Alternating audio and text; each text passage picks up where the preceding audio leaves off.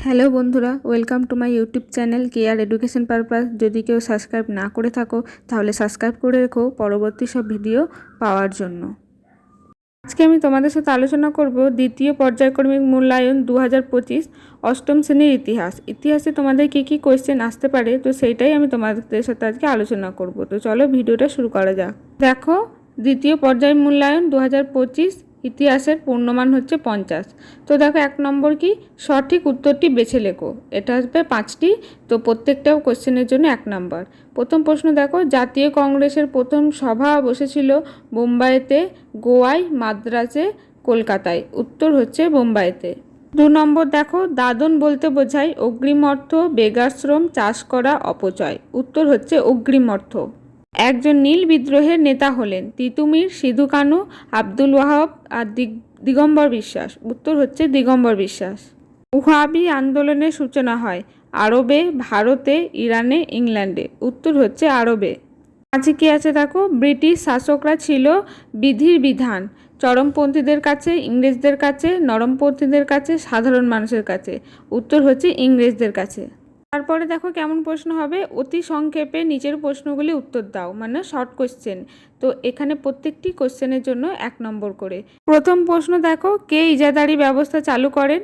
উত্তর হচ্ছে 1773 সালে ওয়ারেন হেস্টিং চালু করেন। 2 নম্বর দেখো, রেলপথ বানানো, রপ্তানি হার বাড়ানো ও কৃষিতে বাণিজ্যিকরণের প্রক্রিয়াকে একসঙ্গে কি বলে ব্যাখ্যা করা হতো? উত্তর হচ্ছে ঔপনিবেশিক অর্থনীতির বাণিজ্যিকরণ। কত খ্রিস্টাব্দে রেলপথ নির্মাণের প্রকল্প শুরু হয়? উত্তর হচ্ছে 1854 সালে। পরের প্রশ্ন দেখো, দেশের সম্পদ বিদেশে চালান হওয়াকে কি বলা হয়? উত্তর হচ্ছে সম্পদের বহির্গমন, বাইরে সম্পদ চলে যাওয়া। 5 নম্বর দেখো, কে সতীদাহ প্রথা বন্ধ করার পক্ষে জোরালো আন্দোলন গড়ে তুলেছিলেন? উত্তর হচ্ছে রাজা রামমোহন রায় এবং লর্ড উইলিয়াম বেন্টিং। প্রশ্ন দেখো, লর্ড নর্থব্রুকের জারি করা নাট্যাভিনয় নিয়ন্ত্রণ আইনের উদ্দেশ্য কী ছিল?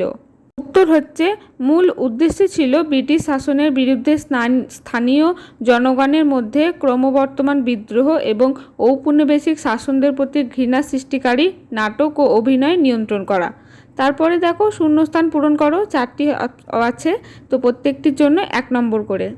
1 নম্বর দেখো, নরমপন্থীদের আবেদন নিবেদন পদ্ধতিকে ড্যাশ বলে ব্যঙ্গ করা হতো। উত্তর হচ্ছে 3 দিনের তামাশা। তারপরে শূন্যস্থান দেখো, আদর্শগতভাবে চরমপন্থীদের লক্ষ্য ছিল ড্যাশ অর্জন করা।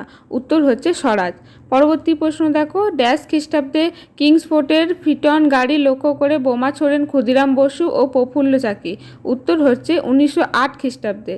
তারপরে দেখো 4 নম্বর প্রশ্ন, ড্যাশ বাংলা ভাগের পরিকল্পনা করেছিলেন? কে করেছিলেন? লর্ড কার্জন 1905 সালে। তারপরে দেখো 2-1 কথায় উত্তর দাও, যে কোনো 5টি এখানে। তো প্রত্যেকটি প্রশ্নের জন্য কিন্তু 2 নাম্বার করে, তাহলে এগুলো উত্তরগুলো শর্টে লিখলে হবে না, একটু বড় করে লিখতে হবে। প্রথম প্রশ্ন দেখো, সূর্যাস্ত আইন কি? 2 নম্বর দেখো, 19বিংশ শতকের দ্বিতীয় ভাগে কোথায় কোথায় চা বাগিচা শিল্পের বিকাশ ঘটেছিল?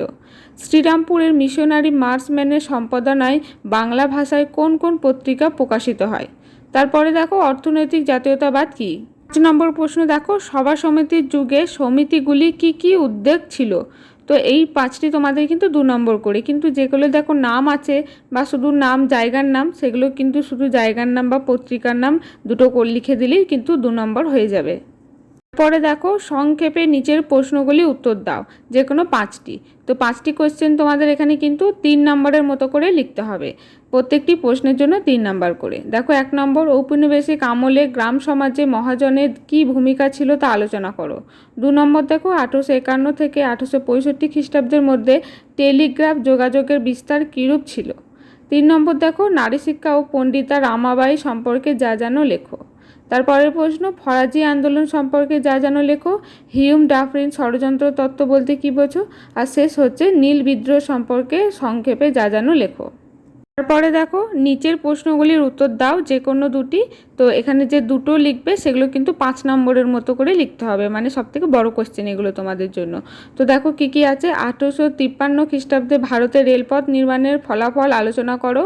2 হচ্ছে ঈশ্বরচন্দ্র বিদ্যাসাগরের শিক্ষা ও সমাজ সংস্করণ এবং নারী শিক্ষায় তার কি অবদান ছিল তা আলোচনা করো। 3 নম্বর কি বাংলায় বঙ্গভঙ্গ বিরোধী আন্দোলন সম্পর্কে সংক্ষেপে যাজানো লেখো। তো দেখো এই বড় কোশ্চেনগুলো কিন্তু অ্যান্সার এখানে দেওয়া নেই, যেহেতু ভিডিওটি অনেক বড় হয়ে যাবে। তো তোমরা যদি চাও আমাকে কমেন্ট করবে, আমি পরপর তোমাদের বড় একে একে পার্ট পার্ট করে দেওয়ার চেষ্টা করব। তোমরা কিন্তু আমাকে জানিও যদি চাও। আর এই ভিডিওটা কিন্তু এখানেই শেষ, কারণ তোমাদের এটা কী কী টাইপের কোয়েশ্চেন আসতে পারে বা কেমন হবে আমি কিন্তু সেটুকুই তোমাদের সাথে আলোচনা করলাম।